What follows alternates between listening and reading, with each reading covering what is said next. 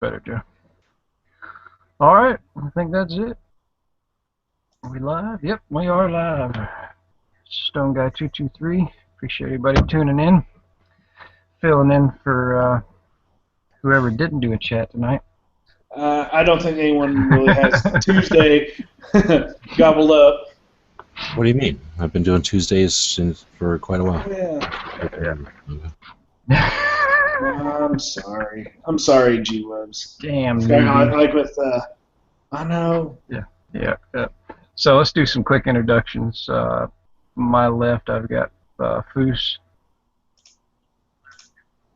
and next to him is Gun Websites. And then we got our token Canadian here with us, Joseph.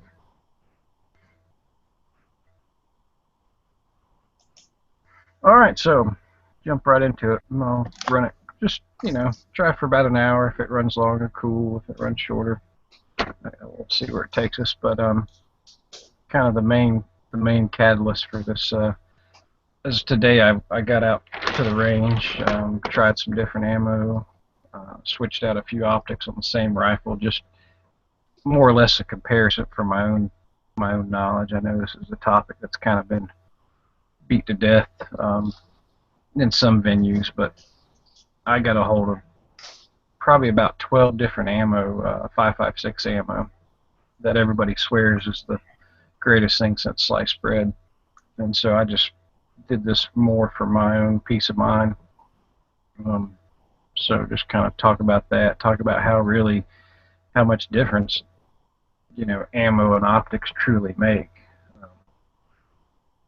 You could, I don't know, but my conclusion from today's shooting episode was, ammo, I could definitely tell more of a difference in the ammo versus the optic.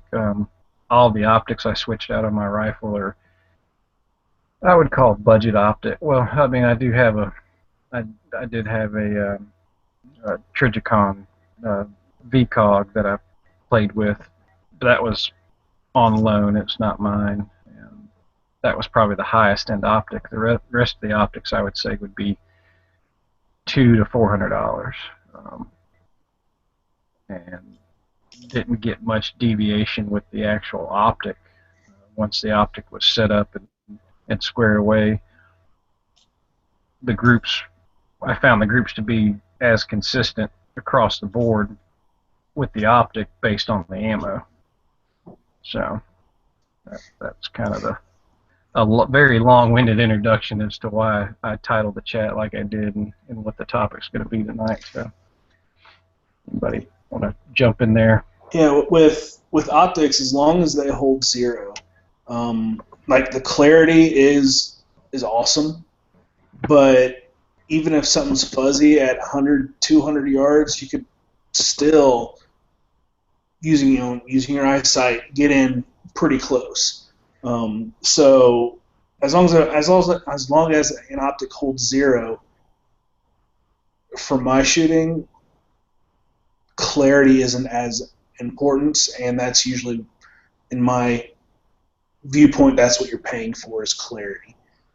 But ammo is a massive difference. Yeah, clarity, durability, longevity, I guess.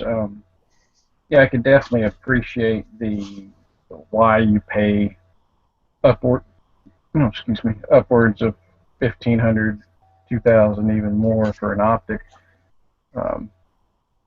Based on all the variables previously mentioned, but when it comes down to it, I still say, if you have a good platform and have good shooting fundamentals, you can achieve some great groups and some great shooting with, what we'll call mid-grade optics, that $200 to $500 optic range. You don't really have to, spend a ton if you don't have the money to do so. Absolutely. And there's some great optics out there for the $250, $300 range. There's another set of great optics for right around $500. So what I was able So to play around with today, I shot a Trijicon VCOG. I did of course, my EOTech. I actually own a. That's on one of my ARs is an EOTech 512, one of the originals. Um, and then got an Nikon M223, and then we played around with a Vortex Spark, um, which was really nice. And that's the second generation of the Vortex Spark, and nice optic. I mean, good clear red dot. I know Tac Daddy had hooked up with the Spider. What the hell was the name of that? Oh, was it Black Spider? Oh hell, I can't remember. I'll think of it in a minute. But there's Spider Optics or something. There's a new red dot they're putting out for the Is that the ones $200 from range. Spikes or something? Yeah, it's the one that Mookie was beating on the back of the chair at Big Three, and um, it's supposed to be a really durable optic for, like I said, that $200 range. I'll I'll get the name here in a minute.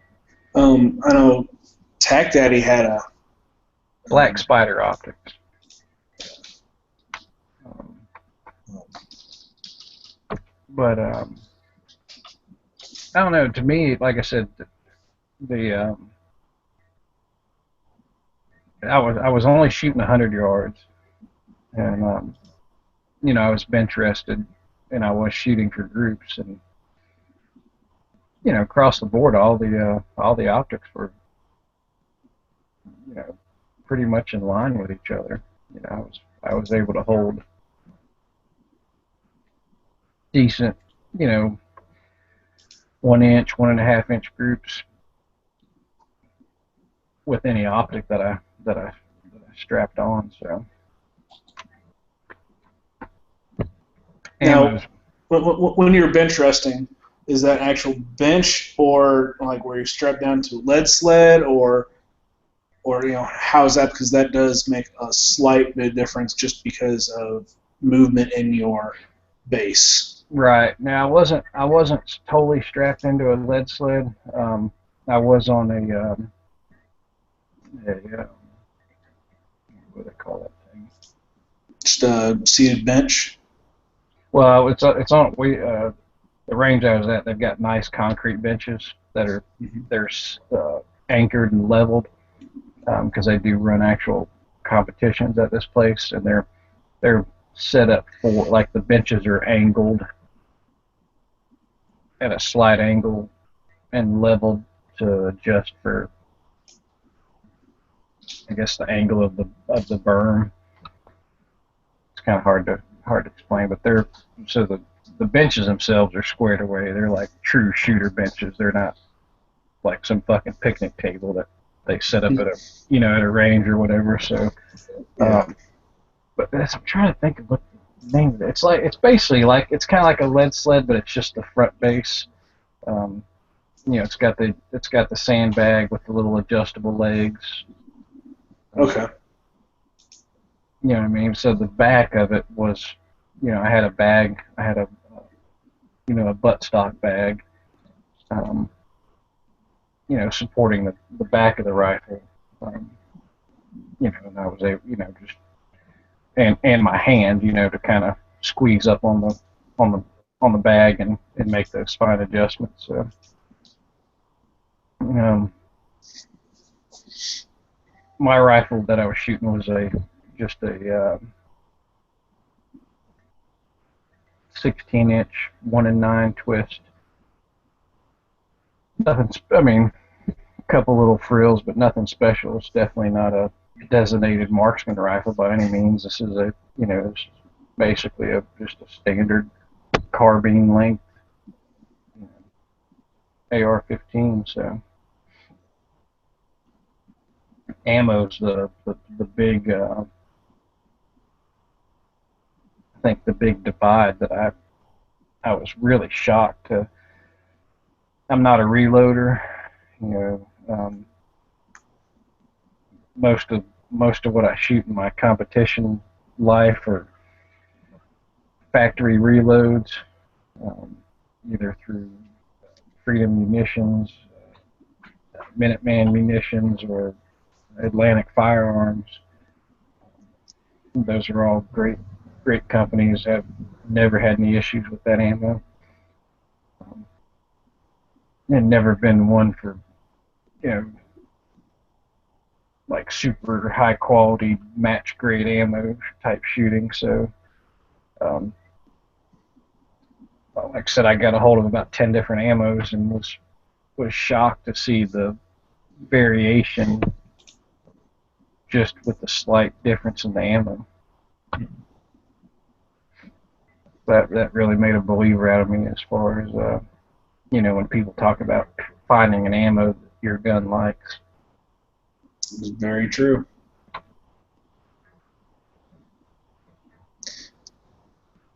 And I mean, and you also have to find an ammo that your gun likes and with the type of shooting you're going to be doing. If you're going to look at, if you want to put hole in hole, yeah, look for the most accurate stuff and it may or may not be the higher priced stuff, the heavier weight bullet. But if you're just looking for a standard like battlefield accuracy 4 MOA just to dump rounds down, you don't have to go that high of a dollar round. So I mean, it really all depends on what you want out of your rifle.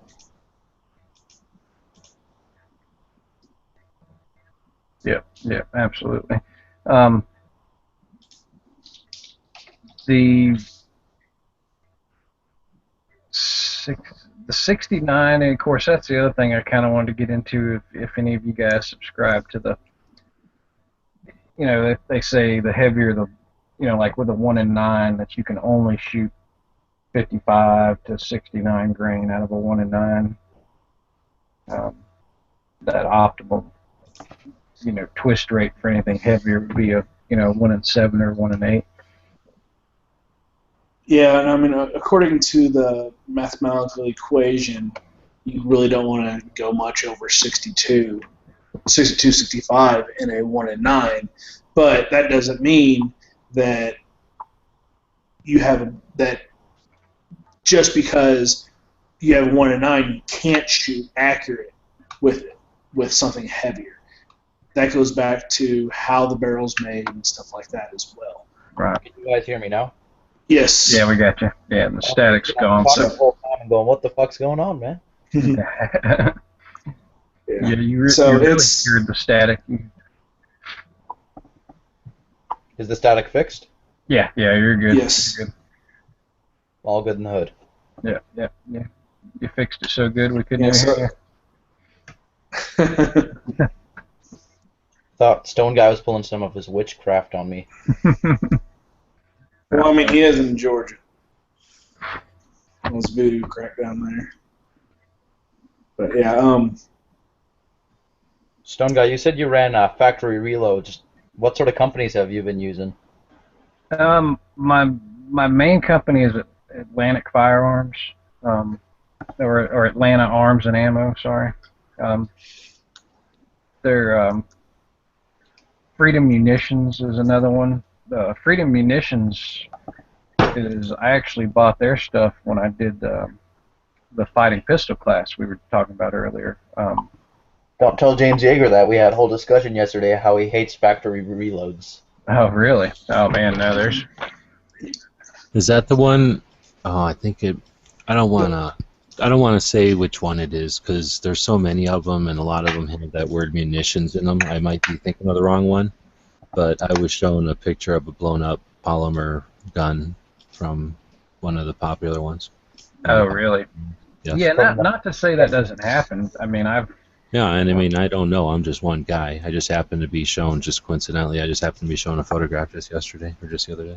Right. Yeah, I mean, the difference between a factory and a factory reloader, meaning like an Atlantic Arms or something like that, is you know that the brass is going to be good because since there's so many checks in a new manufacturer. In a reloading manufacturer, you don't have all the checks for cracks and stuff like that in the case. Oh, sure you do for a factory reload. Yeah. No, no, I mean like microscopic stuff like that. Yeah. Um, Well, I mean, it does happen. I mean, I guess that's, well, shit. If you want to go that route, you could look at Hornady. Yeah. We're talking Hornady, brand new manufacturer, recalled a ton of their 500 ammo that was double charged and blew up the big 500. Yep. That was the big thing, and you're talking a real high-end, brand new manufacturer. It happens, And then Winchester double charged a bunch of their 22s. Yeah. So I mean, it happens. Yeah. It happens. I mean, we're humans, Right. and machines break, so it does happen. Yeah. And even from well, like I said, Freedom Munitions, I happened to run. It was the first time I tried them. I know Mr. Guns and Gear swears by them, and I did. I ran. As a matter of fact, I had bought Tac Daddy's ammo, so he didn't have to fly with it. And so you're talking 2,000 rounds of that ammo that we ran through that weekend, and neither one of us had any failures or any issues.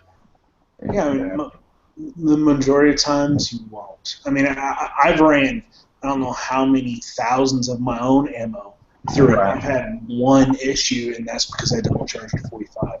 Right. Every other time, I've never had an issue with my own ammo, and I would have no problem going through Jaeger's class with my ammo, except he doesn't want reloads, and I'm totally fine with that. So I went out and I bought a case of PMC that I want to be taking.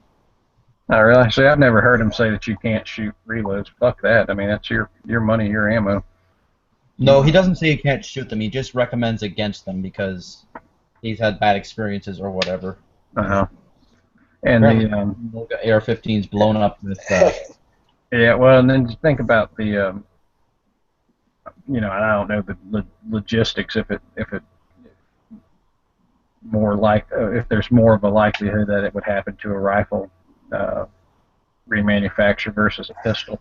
Now my rifle ammo, I have to admit, I do not shoot any remanufactured rifle ammo. I think that's more just because my setup now is I don't have to. I mean, I shoot primarily PMC bronze and or the Federal XM193, just because I have a good supplier of that hooks me up, and so I haven't needed to go elsewhere. But the pistol ammo, that made a big difference in the price just for the volume of shooting. With my, you figure like a typical match, you shoot 200 rounds, 300 rounds, and I'm shooting 4 matches a month. And that's just match ammo, so you're talking 800 rounds just for the match, not to mention all the practice ammo. I can see if you're doing competition shooting or a training course or something why you'd want to use factory ammunition, especially out of gas-operated semi-automatic firearms that can be prone to failure if they're overcharged or something. Like someone said in the Gun Channel's chat, when it comes to 9mm reloads, there's almost no way to double charge the case. I mean, it would be over full, right? But for my hand loading, like if I'm doing high volume shooting, for the most part, I'm shooting surplus or I'm shooting MFS cheap ammo, right? Seal case stuff. Most of my reloads are for stuff like hunting ammunition or for precision ammunition, which is, I think, where hand loading excels. Well, for me, I reload all my 9mm. Other than that 1,000 that I bought, I've maybe in my life bought 600 rounds of factory 9mm. and I've probably shot 20,000 rounds.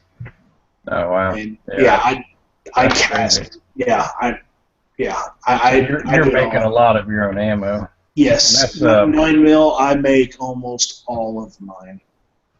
I've never hand loaded 9 mil. How many times can you reload a case usually? Until it splits, and I had some cases that I marked, and I kept a record on it, and I quit counting after 34 times reloading. Jeez. Holy shit. Yeah. Well, that's a whole nother chat. So let's Yes, it is. Let's get back to get it optics. back a little bit. But the main thing, optics. We'll go back to optics, but you know, like I said, when I got to the ammo, I kind of did it in stages to where I basically went with one ammo for the different optics, just to verify or confirm. Then I started switching out the ammos, and I did notice on my 1 and 9 that I shot 69 and a 77. I think it was a 77 Sierra Match Kings from Federal that were definitely way off. Like you know, at 100 yards it was off significant. Now, when you say off, are you talking about point of aim, point of impact, or are you talking about group size? Well, both. Okay. I mean, obviously, point of aim, point of impact is going to get a deviation just because of the difference in velocity versus with the weight. But and the groups were definitely varying as well.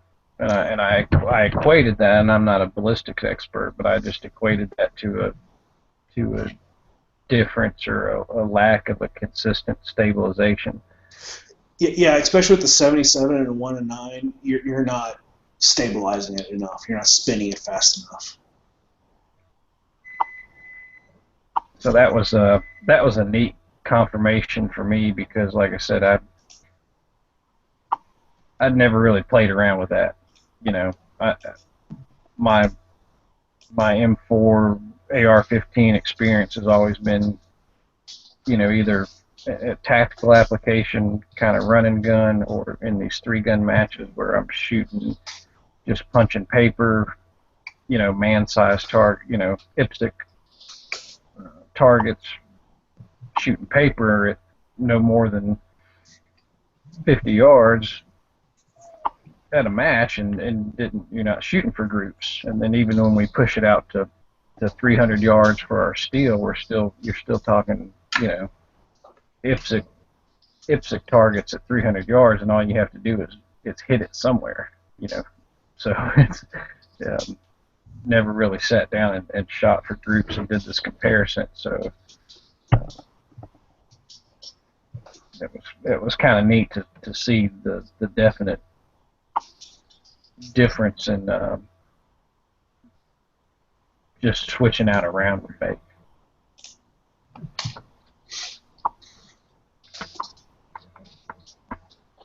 Anyways, are we still on ammunition, or are we going back to optics? I mean, as long as it's on topic, just throw it out there. What do you? Well, I was trying to say earlier, you were talking about the vortex that you had. What was that? The vortex. What is it? Spark. The spark. Yeah, and you said you had a yeah. vortex and a. What was it? It was a Trijicon VCOG. Yeah, the VCOG. Well, one thing I want to put a firearm. Try not to put an optic on. That's more expensive than the firearm. Like here, I have a Savage Mark II. That's just a plinkster, right? And what happened was this is a gun that belongs to my family, right? But what happens is this is a $150 gun, and he put a $250 scope on it. I mean, sure, that's great and everything, but I think it kind of defeats the purpose of having the $150 gun. Now, see, I know a lot of people that say you've got to spend at least as much or twice as much on the optic as you did your rifle. Yeah, but to me that doesn't really make sense as much as if you're buying a firearm, say you buy an AR-15 that has a set of iron sights on it, right? And it's a $1,000 AR-15. Well, if you're going to spend twice as much. Well, you could just buy another AR-15 for that price. For the price you're paying of the optic, you can buy another gun. Yeah, I can justify it with certain guns, not with others, and then basically it all depends on what I want to do with it. Yeah, With but a you're long talking range about you precision, got to that's- buy a quality optic. We're not. I mean, that's the whole point. If you wanted 2 rifles with iron sights, then yeah, get that. But if you're talking about getting buying an optic one time, a good quality optic that will last you the life of the rifle, then or even longer sometimes. I guess it's relative to your intention. Well, while we're on the topic, how much do you like to spend on an optic, Stone Guy? And I'm cheap, dude. I tell you what, man. That EOTech was probably the most I've ever spent on an optic, and that was $400. Even more than the Trijicon? Well, see, that Trigicon's not mine. That was T&E, so I don't own that. I mean, I don't know. I guess if I had the money, I've spent. I take that back. I've spent on a red dot. I do have an actual glass, magnified optic that I think I spent $500 on. I think $500 is the most I've ever spent on an optic. Yeah, but if that's the case, then you're putting it on what? Probably like an $800 to $1,000 AR-15. You're not spending twice as much on the optic as you would the gun, right? Well, that just worked out that way. Now I've got a 308 that my Remington 700 police. Yeah, but that's a long-range precision gun. I think that falls onto a different category where you need a high-end optic. Okay, so you're keeping it AR-15 related.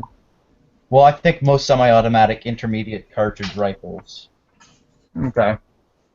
So your train of thought or your frame of thought is if it's a $600 rifle, spend $200 on an optic?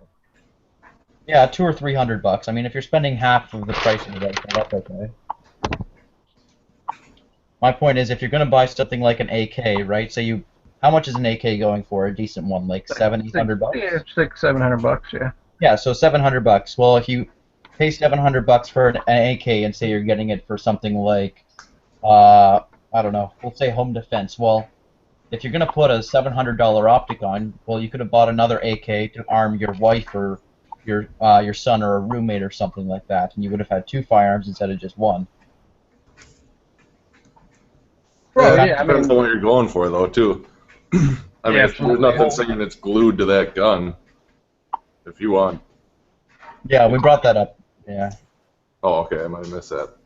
Oh, no, that's cool because that's for me, the point. That's the point, though. It's relative to your intention and it's relative to how you think, obviously.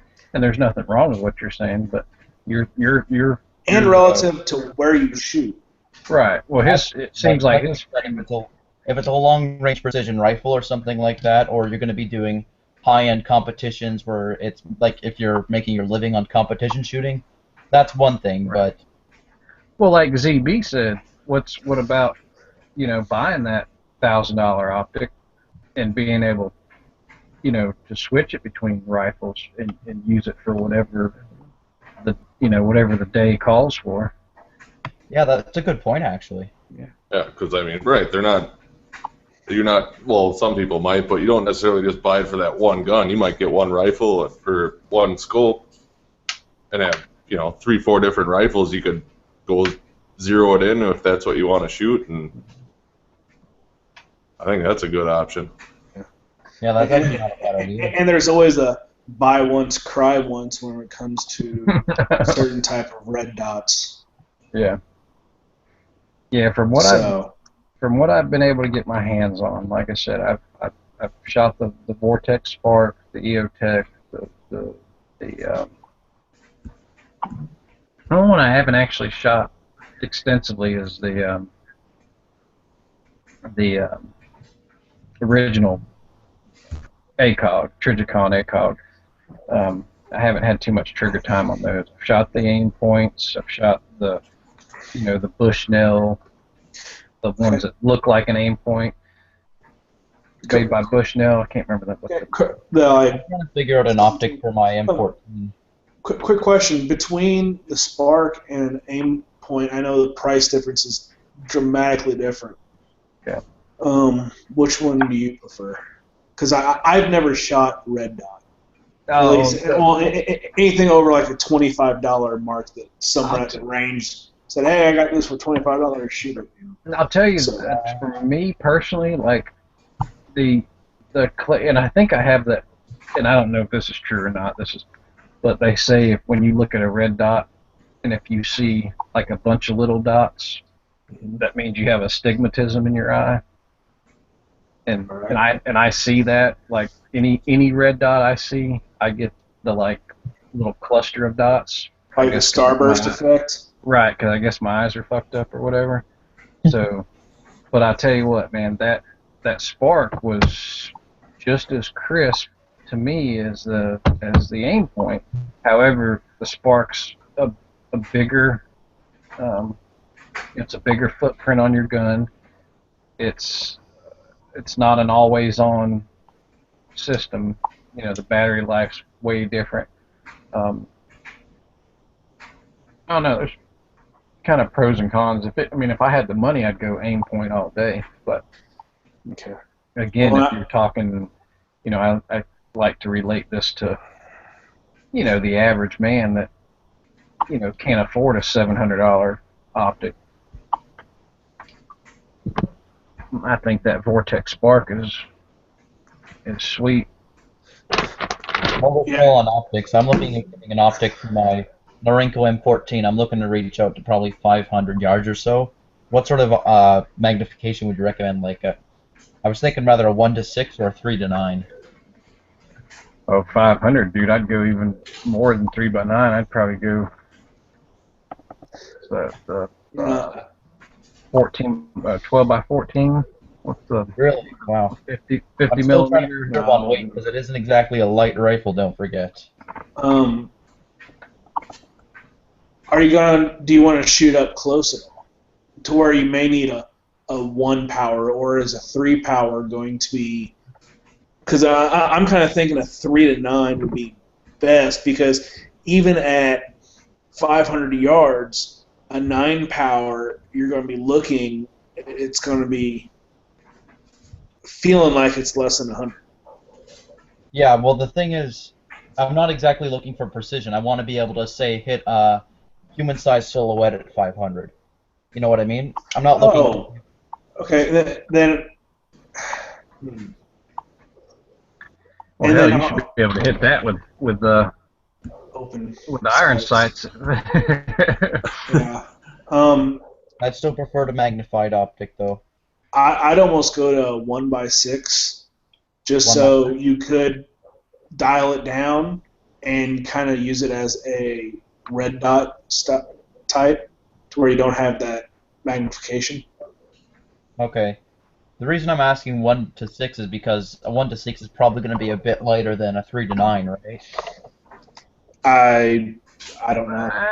Or even, well, see, I'm thinking in the meal it's what was it 4-12 by 40. I guess depending on how much room you have, I like a 50 millimeter objective lens. Yeah, but again, wait, because it's an M14, right? So it's pretty damn heavy, as it is.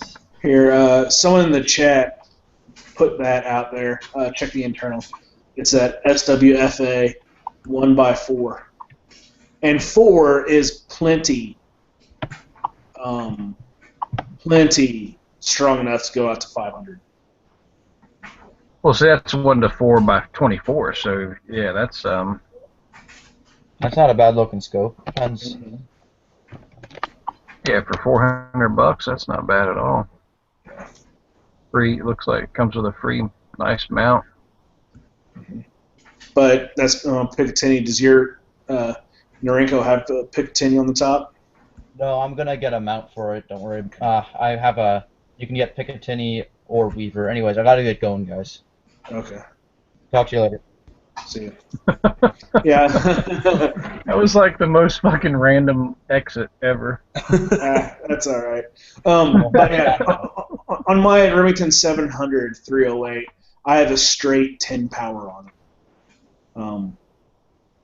Just because I was like, well, I thought about getting variable, and I was like, well, I'm just going to stick with a straight 10 power because that would go anywhere from 100 yards out to probably 1,000 yards, because at 1,000 yards with 10 power, it's going to look 100 yards away. So. Yeah, see, I guess I just see on my long range 308, I've got the 14 with a 50 millimeter objective lens, just because I can't see, so I need all the help I can get. Yeah, my eyes are still good enough. So yeah, right now none of my mid-range rifles, AKs, ARs, SKS, all those are straight irons because I want to learn how to use irons before I do anything. Like I really want to take a class using iron and really learn all that, and then take it again using an optic. All right. In that case, go find one of the Appleseed classes. Yes, there is an Appleseed class around here. Go take it. Absolutely, I want to. Totally recommend them. And look, I couldn't stand myself. I had to jump in. Look, I'm an old fat infantry rifleman. I've been doing this for a very long time, and there's a lot of things that sound logical when you start talking about doing any kind of long range shooting, or when you start talking about the application of things like red dots and holographic sights and various things. And some of the things that really work might sound a little bit counterintuitive. Such as? I really take issue with the idea that, you should spend this much money on this much gun. Look, I can take a 3 MOA gun, put a decent optic on it that costs twice what the gun costs, and hit it 1,000 yards. Not as reliably as I like, because it's still a 3 MOA gun, so it's a 30 MOA target that I'm hitting. But within 3 or 4 shots with a good optic, I can hit the target with a more substandard gun. Where with a lesser optic, there's no way I'd be able to do it. Right, like I said, I guess you get what you pay for. Yeah, if you're talking about extreme long distance, like 1,000, but if you're talking 200, 300 yards. If you're talking up to 300 yards, you should be able to hit a minute of man. A man-sized target engagement. You should be able to hit a coyote to 250. You should be able to hit a person to 300. With iron what? sight. With iron. With just iron sight. But absolutely. Are you going to have better bullet placement? Are you going to be more effective? Jesus, I don't know. Absolutely. And you're older than me. Shit, I couldn't hit a coyote at 250 yards with iron sights. No, my eyes are terrible, but I've got a lot of time behind a rifle trigger. Yeah, it depends on how much you practice. Taking game is totally different too, though. I used to be able to snapshot out to about 250 yards. Now my snapshots are 100 for a minute, man. Well, let me ask you this, and there I understand this is going to be again more or less personal preference, but what do you guys feel about? Like I love a red dot, just easy target acquisition, quick quick I run transitions. EOTechs on almost all my guns. Yeah, I love the EOTech. You know, I've like said ever since I got my Anything EOTech. except for my precision rifles, Right. I run EOTech. I have an aim point on my shotgun because a little bit larger dot Right. doesn't bother me on that, and it's always on, and that's going to be Right. Well, so the question. Defense shotgun roll is very low profile. So the question is, on a rifle, and let's keep this to a, we're gonna say, we're gonna call it a fighting rifle, whatever you choose your fighting rifle to be. We're not going to get in that debate, but your fighting rifle. At what point would you say a red dot would become, I don't want to say obsolete, but impractical, I guess, for lack of a better term. I guess at what range do you think you have to switch from a red dot to a magnified optic? Beyond 500 yards, and you have an option with the red dots, and that's throwing a magnifier behind it. One of my 308 ARs, I run a 3x magnifier behind the red dot for when I need it. It's on a LaRue cantilever mount that lets me plop it out of the way, or you know, quite often just the red dots in the range bag. And if I know I'm going to be taking longer shots, then I'll mount it and maybe keep it out of the way until I know I'm going to need it, and just pop it into place. But that your consensus out at 300 yards, you know, you start getting around 300 yards, the magnifier becomes beneficial. Out to 500, 600 yards, I definitely want that magnifier on there. It makes it a lot easier to accurately engage a target. Then Boost, what do you think about that? Closer to 800 yards now, you're starting to get into the long range realm. And as a buddy of mine says, once you get beyond 800 yards, you just separated the men from the boys when it comes to long range shooting. I totally forgot about magnifying, that 3x magnifier. If I had one of those with a red dot, I'd have no problem, 500-600 yards. And be careful about what type of red dot you're talking about. There's a difference between magnifying an aim point and magnifying an EOTech. And it's because of the focal plane of the reticle. Well, the EOTech's the only one with a 1 MOA dot, right? Or have they? EOTech has a 1 MOA dot, and when you use the magnifier, it remains a 1 MOA dot. That's what I'm saying. And I think they're the only ones on the market. When you put a magnifier behind, say, the 2 MOA dot or a 3 MOA dot or a 4 MOA dot on an aim point, the aim point dot actually is magnified by the magnifier because of the focal plane that is in that particular optic. I did not know that. It is something that I found out rather rudely when I threw a magnifier behind an aim point. Yeah, that would wow. Yeah, and I want to say that EOTech's the only one on the market with a 1 MOA dot. Now they may have come out with one since, but I know originally that was kind of their whole claim to fame, was the fact that EOTech was right. Well, it has a 1 MOA dot and a 65 MOA ring. That big old ring, right. You can center up on something at close range and close enough minute of man blast it, and you can do it very fast. There is no faster sight. Absolutely. Still want a precision shot, you've got that itty bitty dot there. Oh yeah, I shoot. What bugs me is when people say, "Oh, I looked at the EOTech and it just looked all pixelated, and the reticle just looked nasty," and that's because they were in the gun store, or they were sitting there at the counter somewhere, and they're trying to focus on the reticle instead of focusing on the target. The reticle on an EOTech is different from an aim point. If you try and look at it, it looks like crap. If you try and look at the target, all of a sudden that reticle comes into focus. Yeah, I shoot 3/4 inch 1-inch groups with my EOTech all day long. So it's a very precise dot. It's you know I don't have an issue with the EOTechs whatsoever.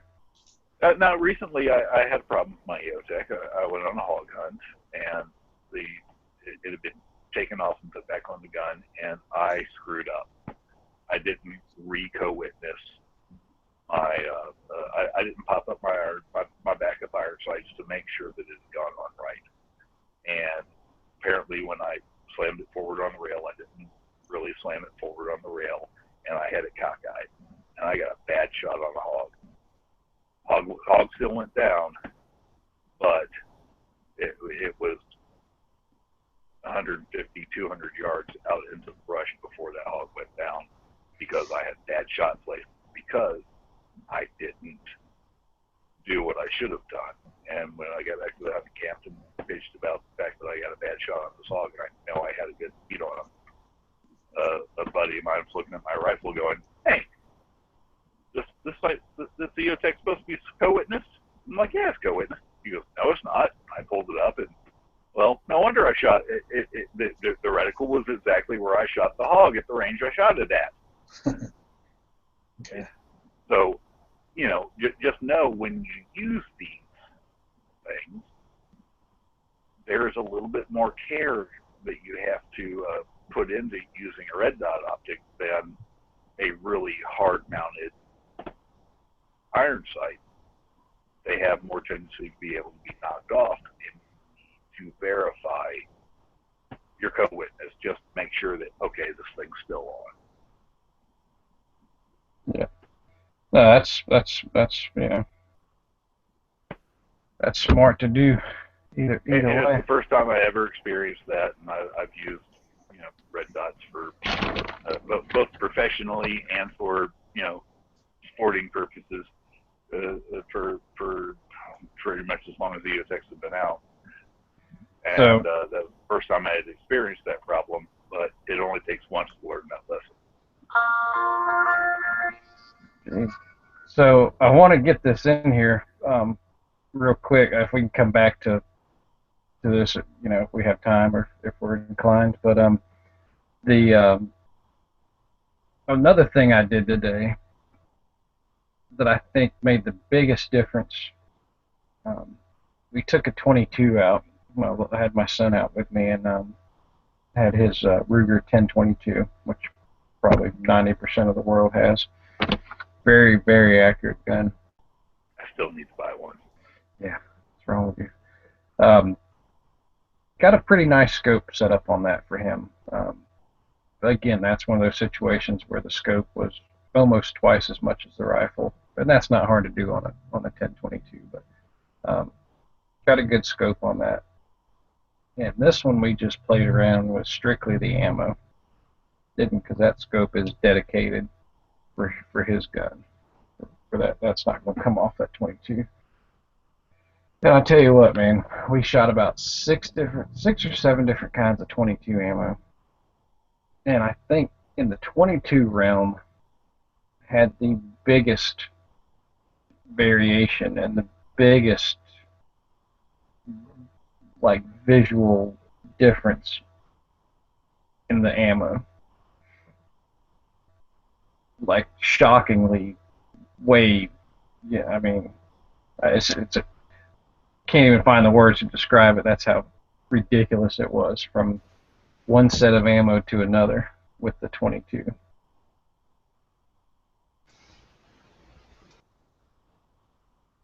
Right, it's a caliber that's used in derringers, revolvers, semi-autos, rifles, lever actions, pumps, and everything in between. And you can find the same type of differences switching between 300 blackout, one of the worst culprits when it comes to huge point of impact shifts. Well, see, and I guess I just didn't. Well, I wasn't shooting 300 blackout, but we shot about 10 or 12 different 5.56. Well, my point is, it's not unique to the 22. You'll find it. Well, I don't know. See, not as big a shift. High precision 308 that I love shooting, and if I switch ammo, between, say, I mean, but are you the talking federal gold medal match to going to the Remington Premier match?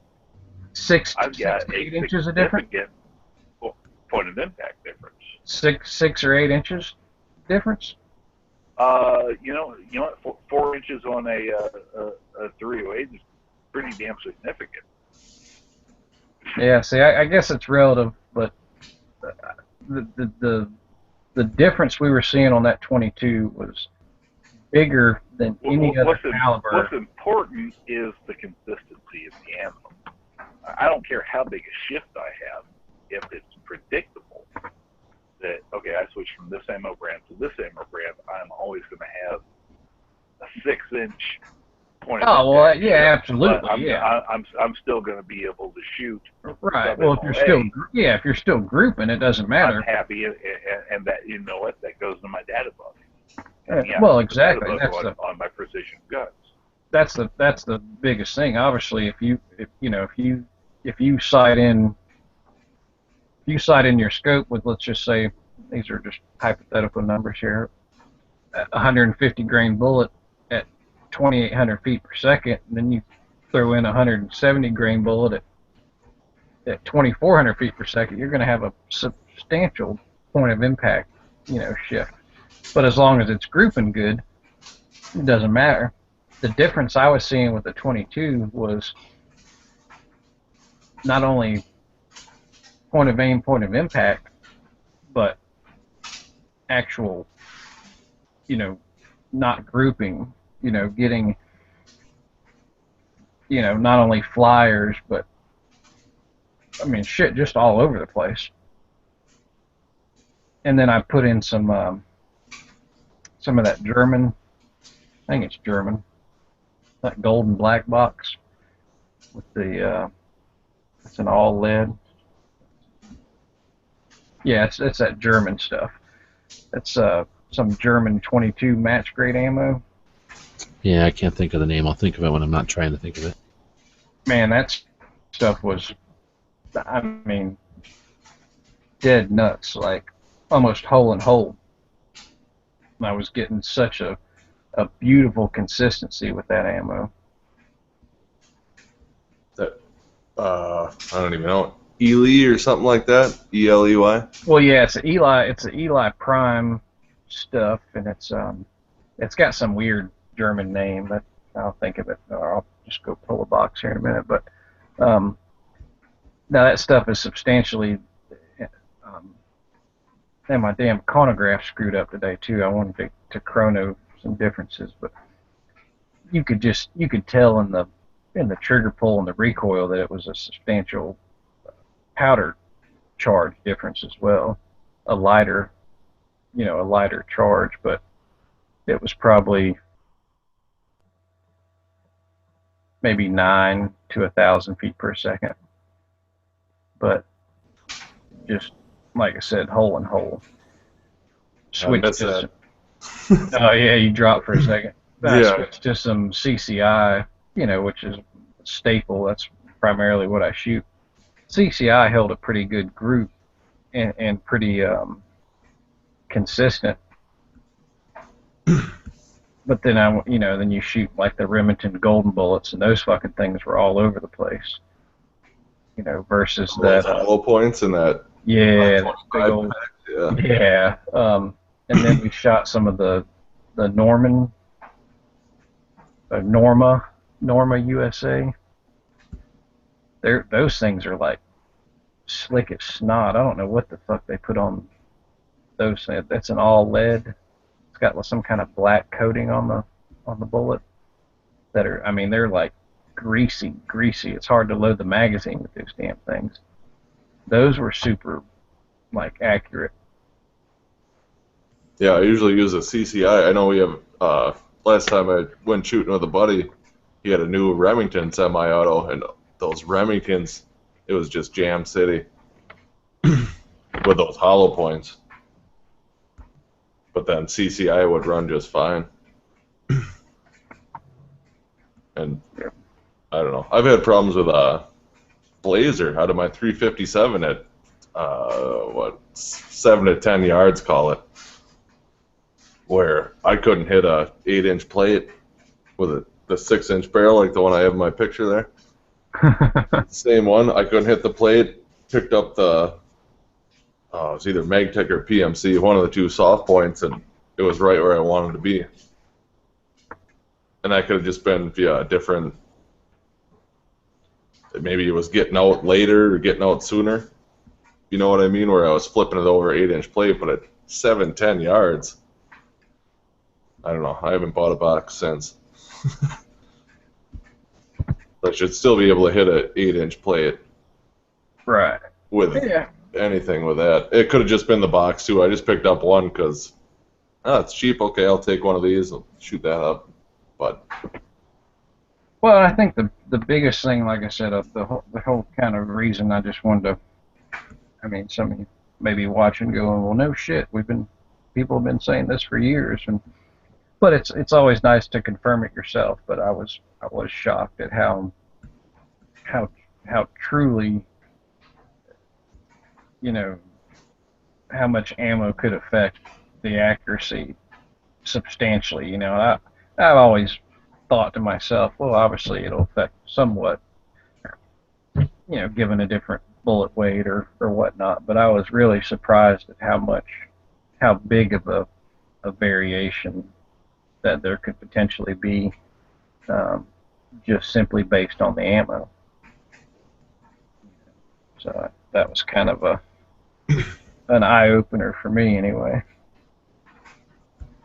yeah, Like I said, it seemed to be more pronounced with 22. And I don't know if that's just the nature of the beast, with 22 being, you know, a cheaper round anyway, with maybe not as much, I don't know if they do as much quality control on a 22. Yeah, I've always thought that too, though. Even, I mean, you see some of them where it's crazy how expensive match ammo is compared to just normal plinking rounds, and I've never seen that much of a difference to a point. But I don't know, some of that, it's $2-3 a shot depending on what you're shooting. Like, man, I don't know if I could justify that, but. Oh yeah, exactly. Yeah, I've seen some, you know, this stuff here. I'll grab the box. Oh, the Aguila. That's the other stuff we shot. The Aguila was pretty good stuff. Okay. That Aguila was pretty accurate here. Let's see. Stuff here. Hang on one second. Keep talking. We'll grab this here. It would be all the way at the bottom of the dam. Oh, of course it is. But no, some of that match grade ammo, even for, I don't know, I was looking at 330 at Lapua for some reason. I don't even have the rifle, but some of that is $150 and it's like 20 shots. Like, good God, there's no way I could ever afford to even shoot one of those things. Not that that's all you have to get, but that just seems crazy. I mean,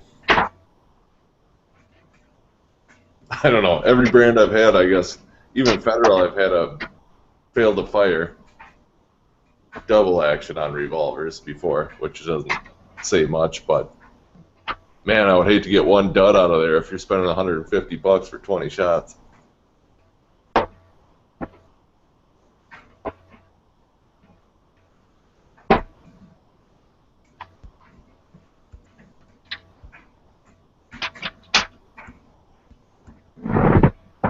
Alright, that was driving me nuts. I couldn't think of it, so I had to grab the box. It's just called Standard Plus. It's in a gold box with a black and white target on it. And it's it just says made in Germany, and there's some other, but SK looks like is a hallmark. It's just called Standard Plus. And this stuff was super accurate, but yeah, this was like a box of 50 was $19.95 For 22? for 20. Yeah, so you're talking 50. Ooh. That's 50 cents a round, right? Yeah, that's pricey. Yeah. So, but and then that other stuff, that Norma Norma USA.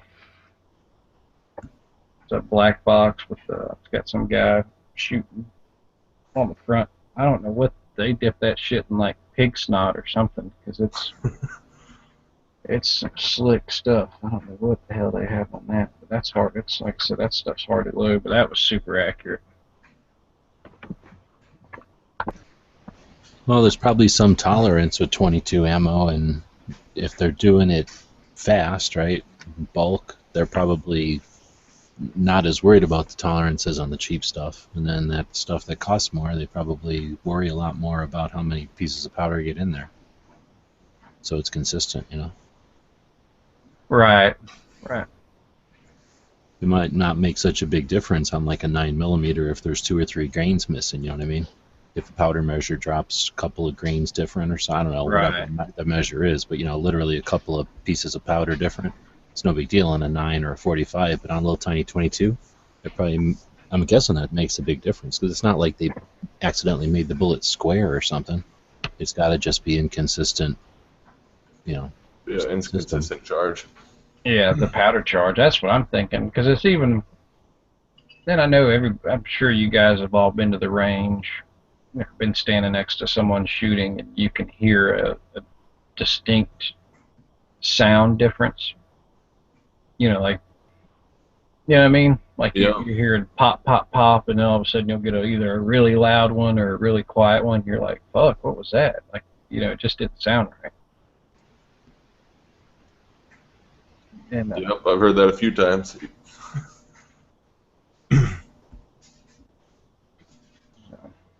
And yeah, that could have been what it is with Blazer too, because there was just a totally different sound from. Like, man, that just sounds weird. Echoing over there's an overhang at the range I go to, or whatever, like a rain cover kind of thing. But man, that just sounds completely different from the other stuff I was shooting. And it was probably just a different point of aim. If I would have had a full, whatever, 4x4 piece of cardboard out there, I probably would have been getting decent groups. It just wasn't where I had my sights for the other stuff I was shooting. right. Yeah, absolutely.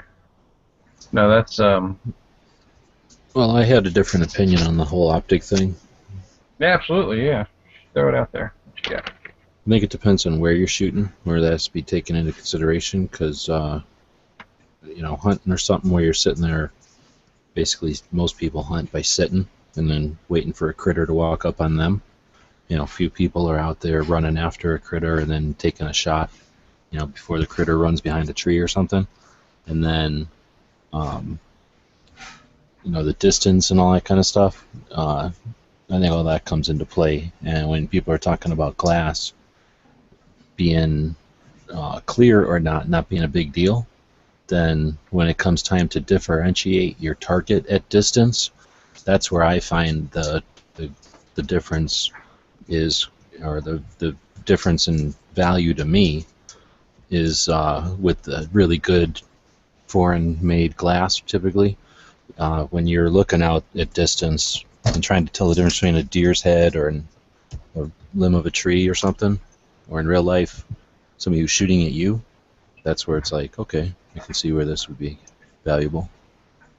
Yeah, and that's a huge difference. Well, even just my brother-in-law lives in Arizona, where you're from, where your normal shots are 400, 500, 600 yards, whereas I'm sitting in bush that's, you know, maybe 150 yards max. That makes a huge difference, the glass you pick up for that, depending on the distance, what you're going to use it for. It's a big thing. And then on the whole thing about red dots, I say there's a couple of things. The military buys what works for everybody, and they have a specific job they're doing. So do you buy military boots? We all know that they're rugged and they work, but are they the boots you like for whatever you're doing? So just because military uses something doesn't mean it's the best. It just means it works for their task. And then the other thing is, although they will make things what according to what people want. For the most part, they built these things to do jobs that were being, they built these tools to accomplish jobs in real world. So I would think that if a really tiny, fine red dot was preferred, then they would all have that. I suspect that the big ass ring at close distance is fine for when, you have a job description that allows you to shoot at things generally at close distances. But when regular people are talking about differentiating between targets and stuff with a red dot optic, the idea that you can shoot out at 200 or 300 yards even is unrealistic in my mind. I think that when you asked how far are they effective, more like immediate to 25 or 50. Once you get to 100, then the rules of engagement and stuff are so different that I don't know where people think they're going to be getting a braced shot at something at 100 yards legally. Except for hunting, what are you going to be shooting at 100 yards? Right. Yeah, I wouldn't choose a red dot for that. Yeah, that's why, even like Sean was saying, iron sight, being able to hit a fucking coyote at 200 yards with iron sights, that's coyote's like an average dog. Like that's a small target at 200 yards with iron sights. So if you're talking red dot, which is basically, you could equate a red dot to iron sights because there's no magnification. You may have a little bit better frame of reference because you have a dot to focus on, but no, I'm with you on that. I feel like realistically for me, I'm not taking a shot at anything over 100 yards with a red dot. What do you recommend for a songbird that wants to interrupt your video, doesn't want to stop singing? Probably like 177. some snake shot. Okay, so would shut the fuck up, try to make a video. Shut up! Every time you talk to it, it just gets louder and louder and louder. Yep. Some sneak shot out of a 44 ought to solve that problem for you. He was on a power line. It would have been messy.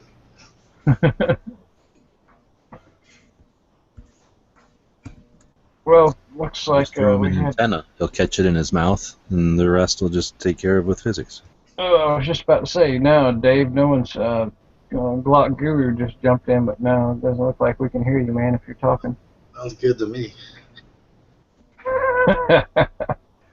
Damn, Edge, but and the reason Edge is talking shit is because you can't talk back. So. But no, we still can't hear you, Dave. I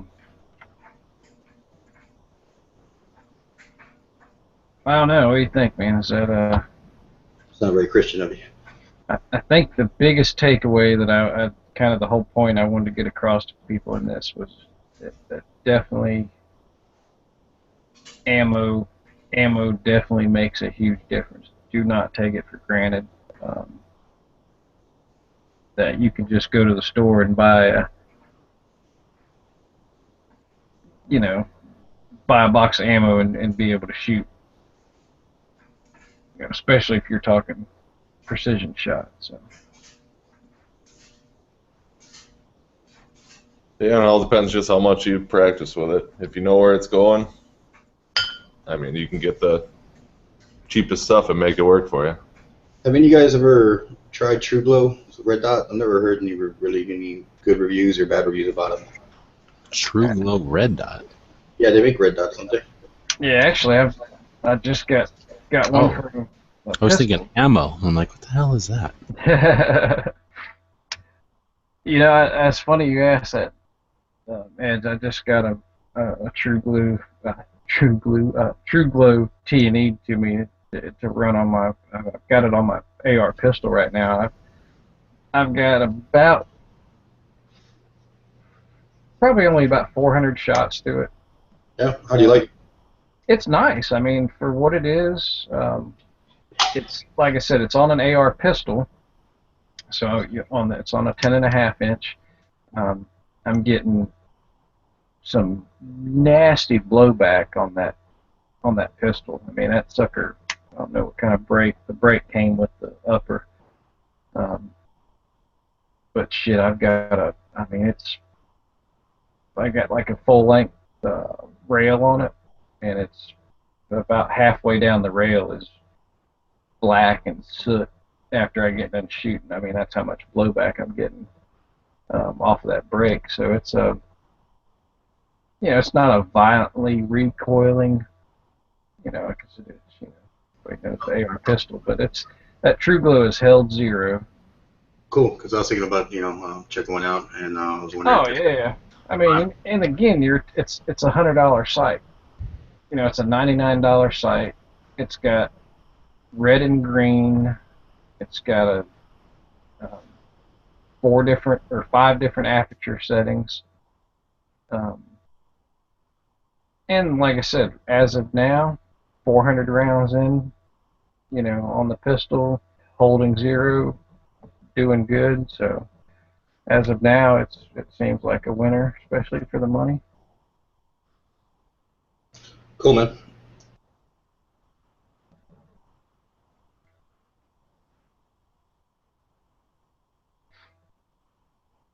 So Guru can't talk, but what he was saying, he said we were wrong, or I was wrong about the red dot versus the iron. It says the iron obstructs the view, and the red dot you have a better field of view. I could see that. I could see how, because it seems when you're focused in on iron sights, it's almost like you got blinders on, because you have to concentrate on lining up that rear and that front blade. You got to know where to hold. Right, getting between the notch, and red dots are definitely easier. I was just meaning more or less the magnification quality, because if I can't see something at 100 yards with my naked eye, having a red dot isn't going to help me. As far as discerning the target, but.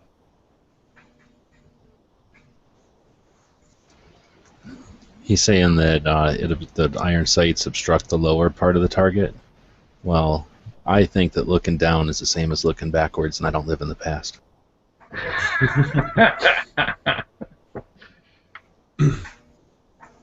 Shit. No, I guess I wouldn't care about the bottom part either. Why would you? If you know where you're going. I don't see any hunting type in reply to that one.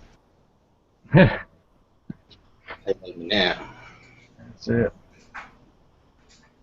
Well, hell, we run about an hour. I think that's a good time to shut it down. That was, like I said, it's just kind of an impromptu chat. Just wanted to share my experience with the ammo and the optics testing, and like I said, the ultimate conclusion was that ammo makes way more of a difference than the optic to me. We haven't talked about the weather. We got some real shitty weather in Georgia. It was beautiful today. That's why I went out to the range. It was the first day in 2 weeks that the sun was out. So. What's that city called? Alpharetta? Yeah. They got some real nasty hail. Oh yeah, man, that damn hailstorm popped out of nowhere, cracking car windshields left and right. But all right. like Well, thanks for running the chat. Appreciate it. Absolutely, no, man. I appreciate you guys coming out. Appreciate everybody that tuned in. Like I said, that was just a quick little chat. So hopefully you take something away here. And if not, thanks for watching anyway. So see you next time.